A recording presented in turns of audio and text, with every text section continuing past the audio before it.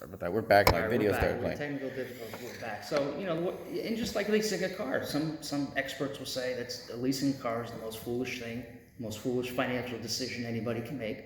And there's some that argue to say, well, look at it. If you're in the business of just wanting a new vehicle every 3 years, and you don't mind the payment, and you don't want any upkeep costs, maintenance costs, and leasing is the way to go. So, and it's hard to say. I can see both sides of the angle when you're talking about what would be an over $1 million Investment. initial, Not even an upfront- investment, yeah. upfront costs, and we'd have to go and borrow that money. So you'd have interest on the bond that you're tacking on. If we don't have that we don't just have $1 million of cash. Well, we do, but We got a $4 million surplus. You do, but you wouldn't want to utilize it for a purpose like that. So we would go out and borrow that money. So again, there's an argument on both sides, but I think for the fire department, I think at the end of the day, the fire department needs a plan going forward. We operate out of 3 stations in the city the size of the city of Cohoes. You have 2 firemen here, 2 firemen there.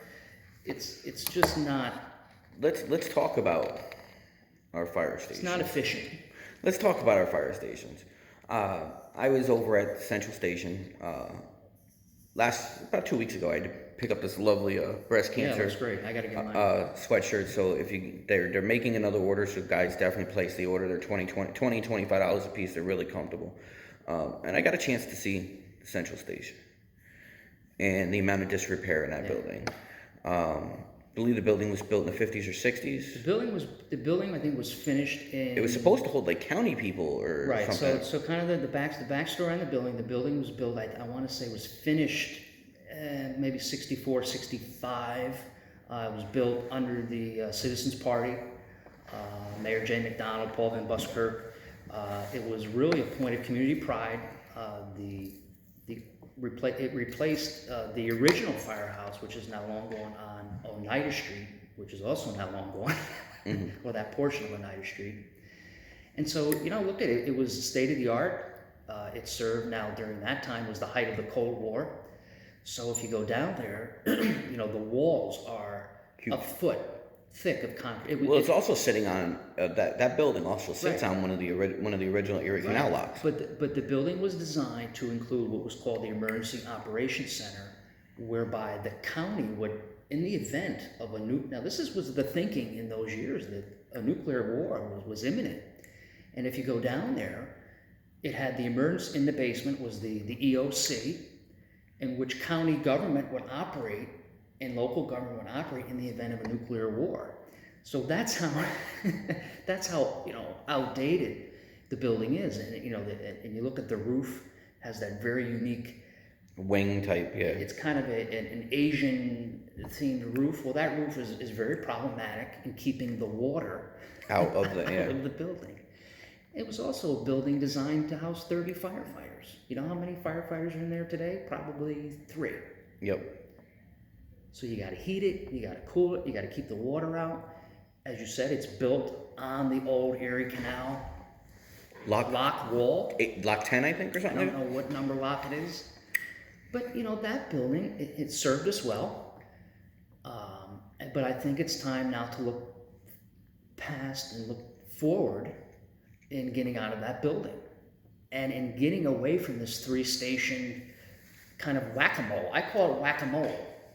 In that, if you ever play whack-a-mole, the mole comes in, and then you try to whack, and then it pops up somewhere else, right? And you're never able to get it. You can never win that game. It's unwinnable. Mm-hmm. And I think that's what you have here. You have an unwinnable situation because somebody will say, well, we have to get the fire truck to McDonald Drive in 2 minutes. Okay, in order to do that, you're not going to get the fire truck to Hart Avenue in 2 minutes. So you're always, trying to say, and I think at the end of the day, the response times in our city from a centralized location are going to be well under 5 minutes. You can get from Central Avenue, or you can get from a central location downtown. I think you can get anywhere in the city, Cohoes with lights and sirens. When you've got lights and sirens, you can get, and look, I have family on Pike Creek Drive, I have family we have family all over the city. Of course, we're going to want the quickest response. to anywhere in the city. But at the end of the day, the fire load in our city is below Bedford Street. You know, we have a fire below Bedford Street, and we've seen it. Not only do you lose one, potentially, you lose 2 houses, 3 houses. Yep. Now you got a whole block, so now you got 30 people displaced. Now on the hill, now you don't want to have anybody displaced. But you have single-family homes that aren't, attached. So which are newer construction, which you don't see a lot of fire, up there in owner-occupied homes. Right. And you just don't see it. Owner-occupied homes are a little more cautious. Yeah, there's less of a cause for fire, up there. So I think we have to look at, okay, where's our fire load? Where are our call volumes? EMS calls are downtown, the senior center, Cayuga Plaza, etc. Where do we need to respond? And do we want to respond collectively? And if you talk to experts in the fire service, they'll tell you that firefighters respond best together.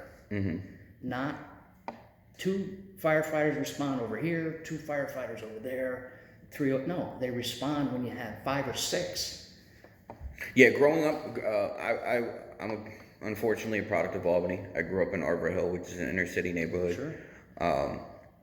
And seeing the way the Albany Fire Department responds my entire life versus the way our fire department, it is a night and day. I mean, they do get the job done. We have great mutual aid agreements with, Green Island, Watervliet, the Arsenal, Troy. When we had the Remsen Street fire, Albany even sent a couple trucks. So we've got great mutual aid. But what would your vision be to? I don't want to say fix the fire department, because the fire department's not really broke. They do a fantastic job. And one of the things that I want to do is, we've got the police department to keep us safe. We've got the fire department that rescues us. We have DPW that is essentially the backbone of our city. And I kind of like to highlight them and some of the issues that they're going through. Well, I think for the fire department, I think the fire department, we got the new tower. We need a new engine sooner than later. We need more turnout gear, more equipment. And we have to figure out, looking forward, Would the city ever buy used, like Albany's got great equipment. Right. And when they buy new equipment, they sell their older equipment. Would the city of Cohoes maybe look to do something like that? Well, one of the big differences I had with Sean is when we were buying, 20-year-old apparatus from volunteer companies. And I really had, and I understand that it was just kind of a stopgap measure in trying to get us, kind of down the line until we could buy, newer apparatus. I don't really want to buy, 20-year-old fire apparatus from, I think one of our mainline engines right now is a 25-year-old engine from Bout. I think it's in 1996. Now, I graduated high school in 1996 when that engine was brand new, and that's a little while ago. So that's the City of Cohoes Fire Department. We don't need to be doing that. We should have our own apparatus. I'm not saying you can't buy a piece of apparatus that's a year or 2 old, or a demo, or I'm not saying you have to spec out all the bells and whistles, which some of the firemen, want. Yeah.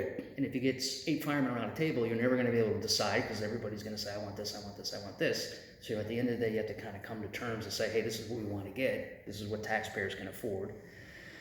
But yeah, I think we need to look at consolidating these stations into 1 or 2 stations for our city, and build something that is a point of pride for our community once again. And sell off. You can sell Central Avenue.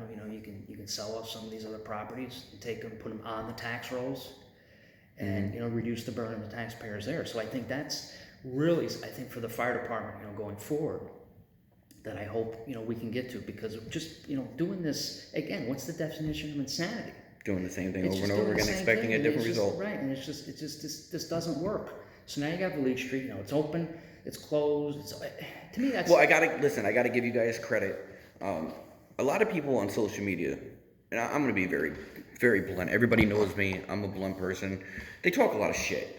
Point blank. Period. I go to every council meeting, every this is budget. No longer PG now. This is now. I go to every budget meeting, every common council meeting. When there's a meeting that I forget about, you're one of the first people to tell me to come. And I hear a lot of BS, and it's uninformed people that are, that's just throw things out there. One of the things that the council, the public service committee did to keep the Valete Street Right. firehouse open was they used $75,000 from an overtime budget to keep the firehouse open for the rest of the year. Do you see the Hill Fire Department, the Hill Firehouse, continuing to be an issue going forward? Oh, it's absolutely. Well, it's an issue now. It's absolutely going to be an issue because at the end of the day, if you want that firehouse open 24 hours a day, 7 days a week, 365 days a year, it's probably going to cost taxpayers in overtime costs, probably approaching $250,000 in overtime for the fire department. Why don't we hire new firemen? We have the capital to do it. There's obviously a short staff issue. Well, it's not. I think you have a couple guys out on. I think you only have maybe. I can only identify one firefighter that's out on comp. There may be a few more that are out. Okay, here's the problem with staffing, and I'll get into trouble, but I don't care because I'm leaving office. Firefighters like to utilize their time, and you know what? Contractually, it's their right to do. Mm-hmm. They've accumulated their time, whether it's vacation time, sick time, personal time, and they use it, and it's their right to do. Now, Sean, to his credit, kind of clamped down on what was deemed an abuse of sick time. Having been a firefighter himself. Having wrote the contracts. he wrote the contracts, so he knew. And so you have certain folks that, I'm sick. Well, are you sick? Now, what's the definition of sick? Right, because now they got to bring a doctor's note in. After, I think a day or something like that. And so which it's required at any other job. I mean, it's... Yeah, some people, and again, in the real world, some people, they not get 1 hour of sick time. And it angers me when I see public employees abuse the time, abuse their time. And I'm not saying everybody abuses it. If you're sick, you're sick. Mm-hmm. But when a firefighter calls in sick, or calls in a vacation or birthday or whatever it is, personal, well, guess what? If you want to keep a certain level of staffing, now to keep 3 firehouses open, we need 6 firefighters. You need two and two. You need 6. So if you want to stay to 6 and keep 3 firehouses open, so each platoon has 8. Well, on any given day, on any given platoon, that 8, through call-ins, through somebody out on comp or whatever, could drop to 5 or 4. Well, now you gotta upfill 2. Mm-hmm. So now you gotta bring somebody in. You gotta bring them in on overtime. So now you're paying out to try to catch up to bring your staffing levels, to where you need to be. So to answer your question, hiring more firefighters isn't going to solve the issue because now you're just bringing on more people that are also going to call in right. at some point. And look, and I think at the end of the day, and one of the former chiefs, I think, made the argument to say, look, you have firefighter. Years ago, firefighting was your career. That was really your only career. Mm-hmm. You really didn't have a lot of other options, a lot of other things going on. And I think now it's different. Some may think that, well, being a fireman is secondary to your other, your work and your family. And, you talk to firefighters 20, 30 years ago, and they say, I didn't get to see my kid's birthday. I didn't get to Christmas because I took the oath in the job. Now, I'm not saying you shouldn't go and see your kid and all. That's great that they can now do that. Mm-hmm. But it's just changed. And I think that we have to really figure out, through mutual aid, which we have, it works fantastic, what's the level of staffing that we need in the city of Coles? 70-80% of our calls are emergency medical calls. They are not fire calls, right? Right. So we're an emergency medical department that 20% of the time will respond to, well, basically anything for flooded basement, for traffic, cliff rescue. Our firefighters are trained in a variety of, rescue. But I want your viewers to understand that the primary response of our department is emergency medical calls. And then a majority of those calls are not life-threatening. So other than a centralized location, what do you feel the city needs to do to help the fire department be more effective and prosper at doing their job within the city? Well, it needs to provide the appropriate apparatus, the appropriate equipment, and the appropriate quarters, and the appropriate oversight. Do you see that happening in the next 4 years? I don't know. I hope so. Because oversight isn't a bad thing. Oversight is a good thing.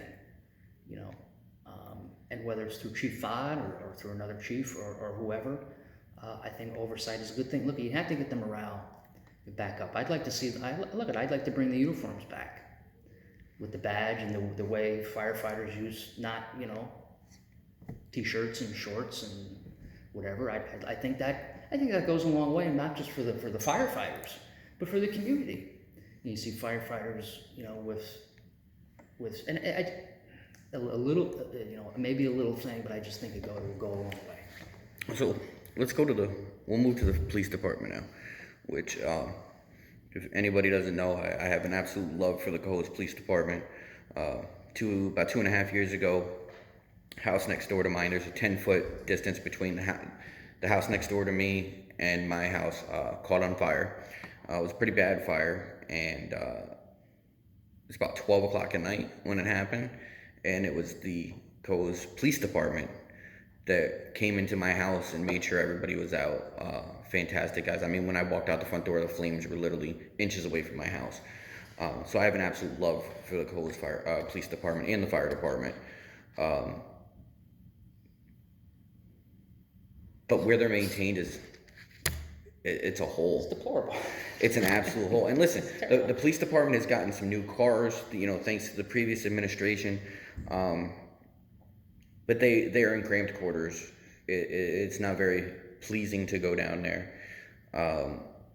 What do you think needs to be done to help, again, the police department, do a better job? Not that they do a bad job, but do their job more effectively. I mean, we don't have a large police force, but we have a really good police force. And I'd like to see, I would love to see the next administration give them the tools that they need to do their job more effectively. What are your thoughts on what the police department may be? And I know you're not a law enforcement officer, but you've been a city council member for 4 years, and you talk with the police department, you talk with the officers. I speak with the officers. What do you think what are they telling you that they need? I think there's a morale problem, and I think that stems from a couple of recent unfortunate, some may say unfortunate incidents. One regarding Lieutenant Keefe, which I spoke about at the council. Which you spoke about, and which is still ongoing. I believe, and a couple other, I guess command issues, right? And I think even going back to the situation with Sean at his home, and questions as to. I think the police department did a fantastic job handing that over to the state police. Well, here's the thing, but questions as to, were officers put in a pickle, for lack of a better word, as far as, and you talk to some, I do hear that things had wanted to be done at a lower rank level, and then the higher rank came in and said, no, we're not doing it that way. So I think unfortunately, there's some issues there between the rank and file and the command. And if you don't acknowledge that, you're just not acknowledging reality. That's the reality. There's a disconnect between the rank and file and the command. Now, the command has been in command for a very long time. A very long time. I think Billy Haslam and Tom Ross have they have about 100 years combined of service, and half of that time has probably been in a command role. I like both guys. It's funny. I met with Tom Ross recently over something, and I'm sitting there, and he, and such a great guy. And I had to say to him, I say, Chief, it's awkward for me to sit here with you in this position, because when growing up, you were the chief, and when I was a kid, and now here I am, as a councilman, and so it's just kind of weird, because he's very respectful and cordial, and I appreciate that, but it's just kind of a weird dynamic. These were the people who were always there. Mm-hmm. That was Chief Haslam, and that was Chief Roth, and they were the chiefs, and they were there, and you were a young person. And, oh yeah, you respected them and you looked up to them. Yeah, but perfect example. My 11-year-old daughter, Billy Haslam will stop, pull right over. He sees her, pulls right over to her. Any one of the police officers. I mean, they're, in my opinion, the police department is huge for that sense of community. They're just great. They're just great people. Now, And most of them live right here in the city. They live right here in the city. Now, over the last years, did I have some issues? Yeah, I had some issues with some of the things that were done, and now I come to find out that it wasn't quite the way that I thought. So, but look, at the end of the day, that's going to have to be worked out. Obviously the incoming mayor is coming from law enforcement. 30-year law enforcement 30 career, plus years, highest levels of Commander Troop G. Highest levels there are in New York State.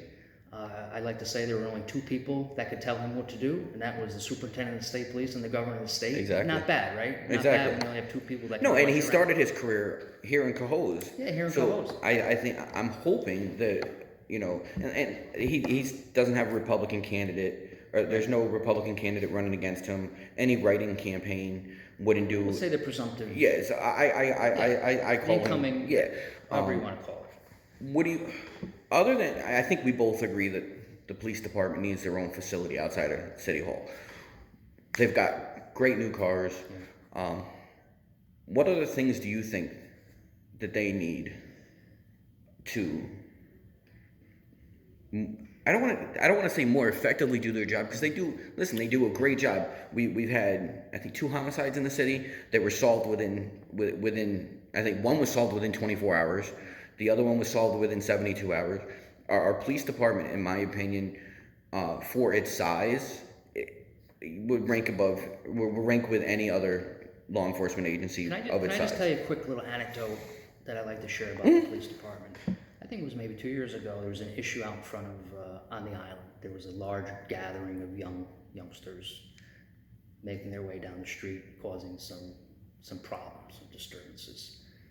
I called the police. I was out on the corner. The officers came up, and I watched how they handled the situation with the young people, which was, very cordial, very polite, very respectful. And I'm looking at this, and I'm thinking, wow, how times have changed. Because if it was 25 years ago and it was me and my friends causing havoc down the street, it wouldn't have been so nice. No, I remember. I mean, it wouldn't have been, hey, can you please get out? No, it was get the F home. Yeah, I'm a couple years older. I think I'm like 1 or 2 years older than you. And of course, growing up in an inner city, I grew up in Arbor Hill in Albany, and for a very extended amount of time, Arbor Hill had its own police department. It was a subdivision of the Albany Police Department. And I'll tell you what, I got smacked a couple times Well, by a couple police officers. I never got smacked. I'm not advocating for anybody to get smacked, but it was just a matter of watching this and looking at the caliber of the officer and the training. It's a sense of community. That they were like, hey, you know what? I'm not gonna, hey, guys, can you? And at the end of the day, maybe it was handled better than. Look, at anybody that knows the kind of history. The police department has seen better days as far as going back into the 90s, and there was a lot of issues, and the police department was not. Yeah, I've read up on those. Not doing well, and there was a lot of issues. You had quite a few bad eggs in that bunch in those years. But I can really tell you now, the department we have now, and especially, and nothing against the older guys, but the younger officers. My mother had an incident. She had to get a traffic report or something or another, and she comes back and she told me that. She says, that young man, he was so polite and nice. Officer Sorrell, thank you for that. But anyway, but that just goes. So she now is coming away with a positive. Yep. It wasn't like, yeah, what do you want, lady? You know, what do you want, lady? It wasn't. You get that in other which you cities. get, and you used to get in Yeah. our city, right? Well, rudeness, but no, here you had this young officer, you know, do the job and make that impression on a resident. So now she's got a good impression now. So she's gonna tell, like she's probably gonna tell 20 other people that, oh boy, you know, he was so nice and so helpful, and it was great. And that's what we have now. We have officers, not to say the older officers, but mostly I think younger officers coming in.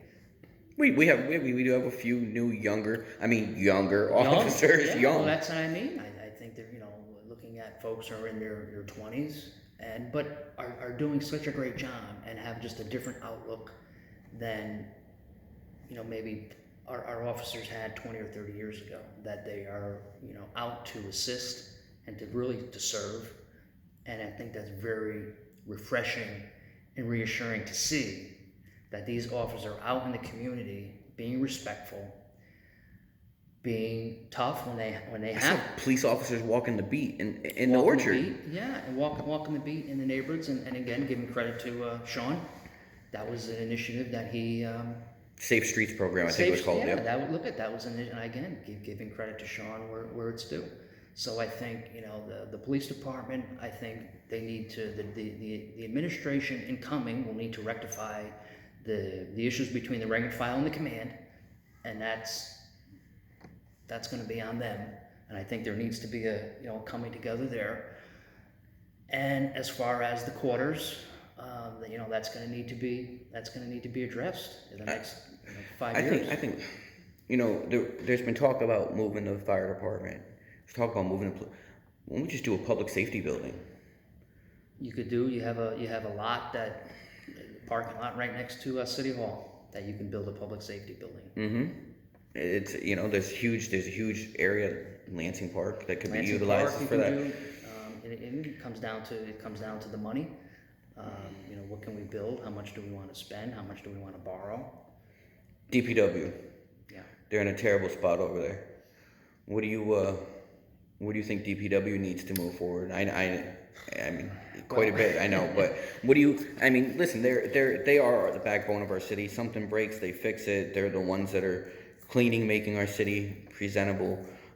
In my opinion, the most three integral parts of the city are the fire, the police, and the DPW. Then your elected officials. What do you see? What are your thoughts on DPW? What do they need? Well, I know at the last budget meeting, Mike said that he'd be coming back to you guys for a new garbage truck. $200,000, you know, for a garbage truck. I mean, you know, the list goes on and on. I think this is an area where I think we have to look at what are the services that we're providing, and what is the long-term plan in providing those services.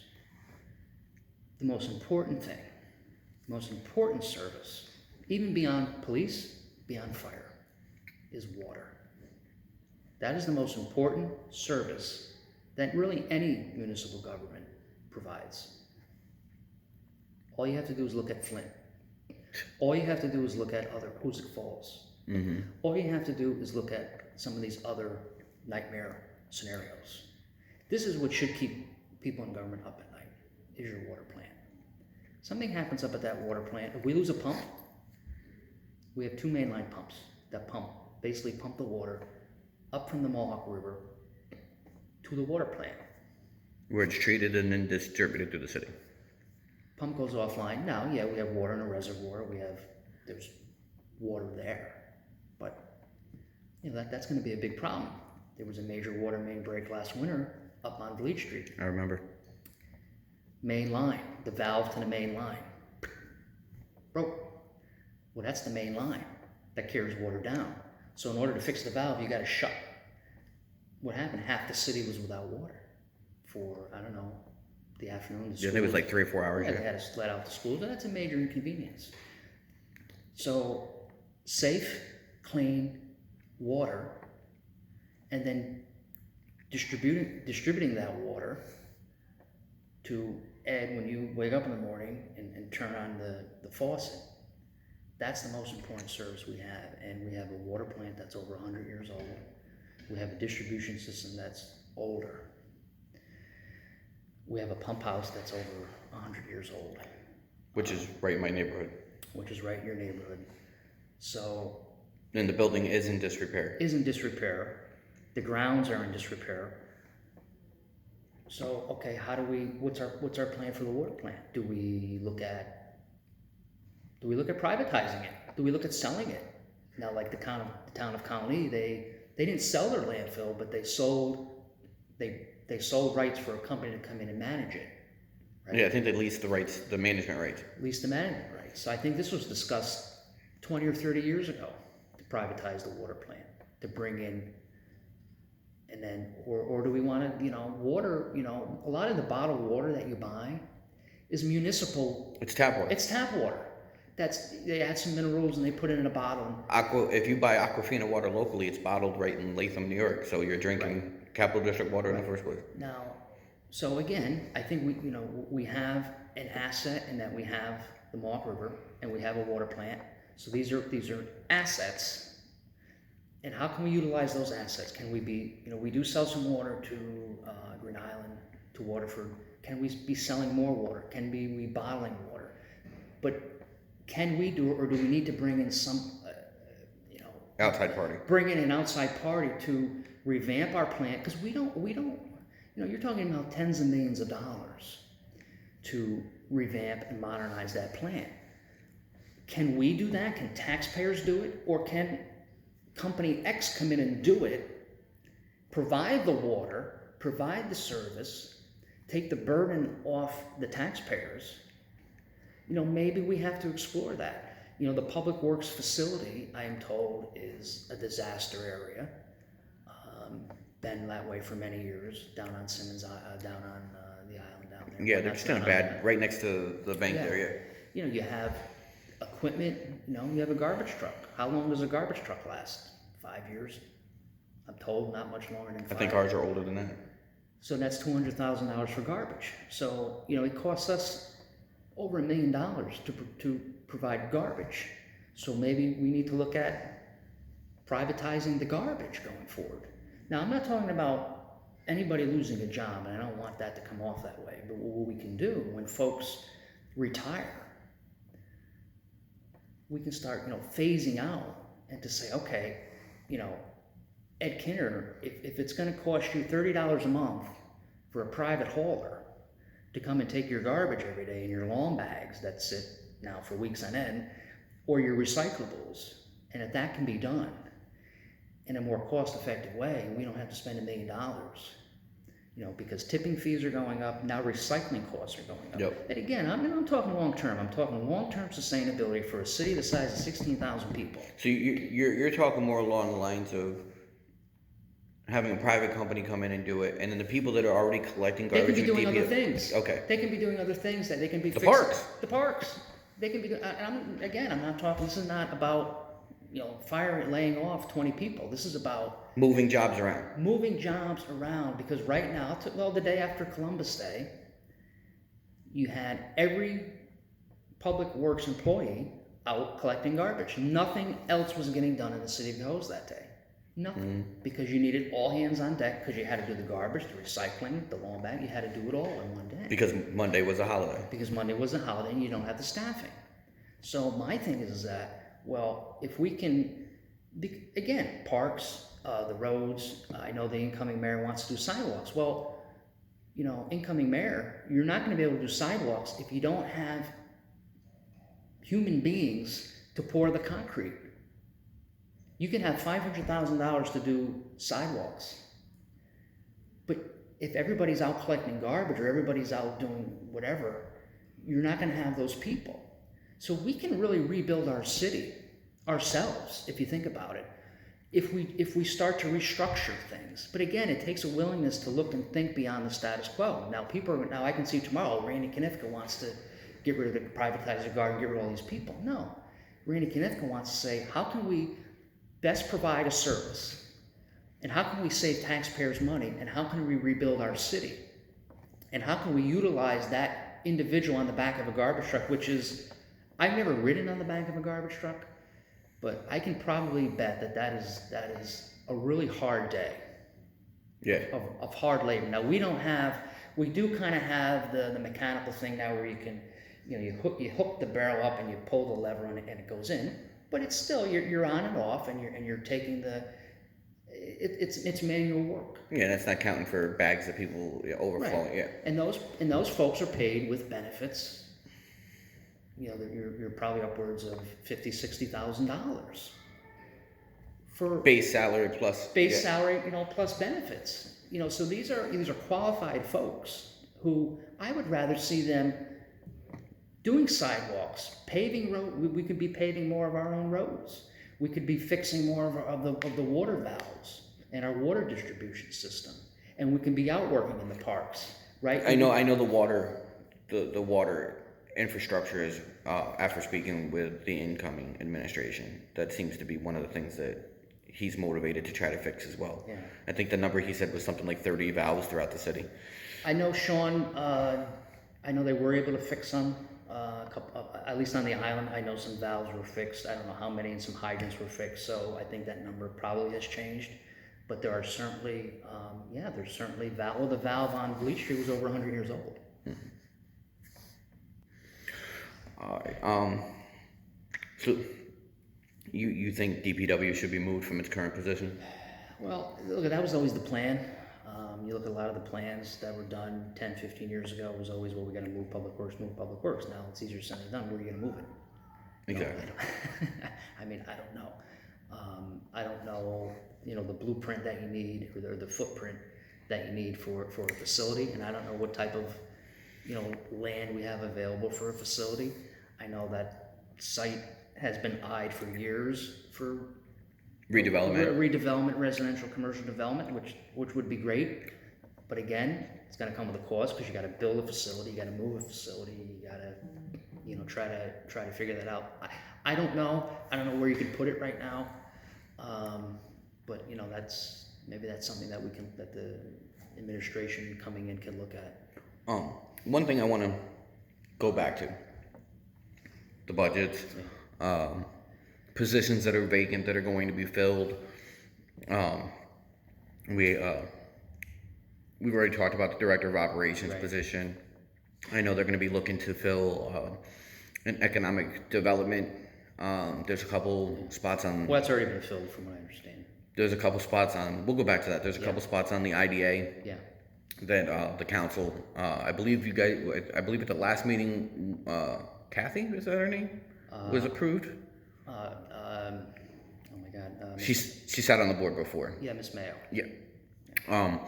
So I know that there's some spots opening up. The one thing. Katie Mayo. Katie Mayo. Sorry, Katie. One position that I was actually surprised to see that was an assistant to the council. I thought that was a decent idea, to be honest with you. A person to 9 to 5 that's into, because most of the council members have full-time jobs. Look, the idea was to have a policy, I guess it was called policy analyst, call it whatever you want, assistant to the common council, that would be in City Hall, every day, be a full-time position to serve the common council. Oh my God, and it was great. Listen, people got so upset.